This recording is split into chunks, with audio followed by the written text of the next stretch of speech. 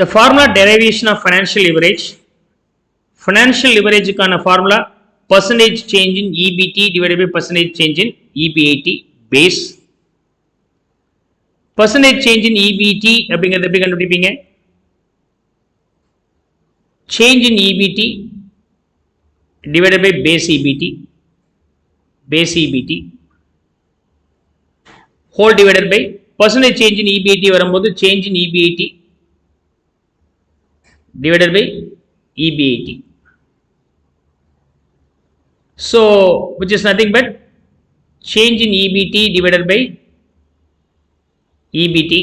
Okay, I'm sorry, here it is EBT denominator. Clear? Multiplied with EBAT divided by change in EBAT.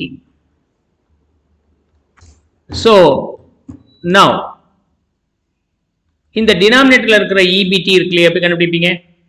this value sales minus variable cost contribution into quantity which multiply பண்ணிட்டீங்கன்னா total contribution அதுல இருந்து fixed cost subtract பண்ணிட்டீங்கன்னா EBAT அதுல இருந்து interest component subtract பண்ணிட்டீங்கன்னா you will be getting EBT. Numeratorல உள்ளது போட போறேன் sales minus variable cost into change in quantity னா incremental contribution வந்து incremental fixed cost incremental interest நம்ம subtract பண்ணிக்கணும்.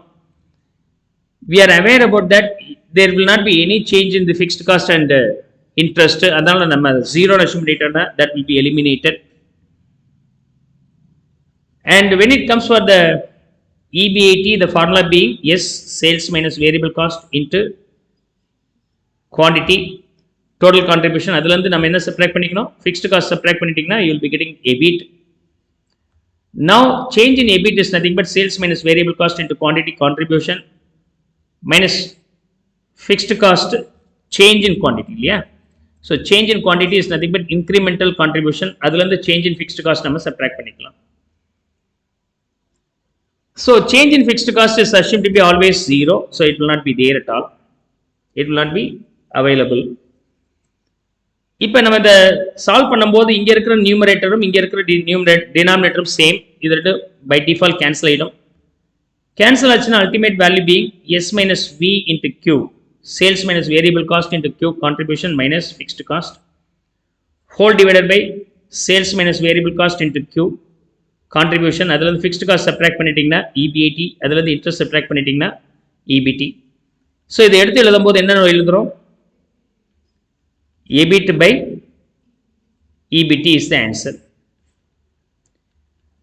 But if we don't have the preference shares, இதே preference shares இருந்துச்சுன்னா automatically will be incorporating preference dividend also.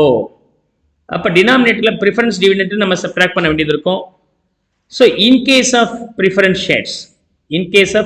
share capital இருந்தால் denominatorல interest மட்டும் subtract பண்ணக்கூடாது preference dividend சேர்த்து subtract பண்ணி ஆகணும்.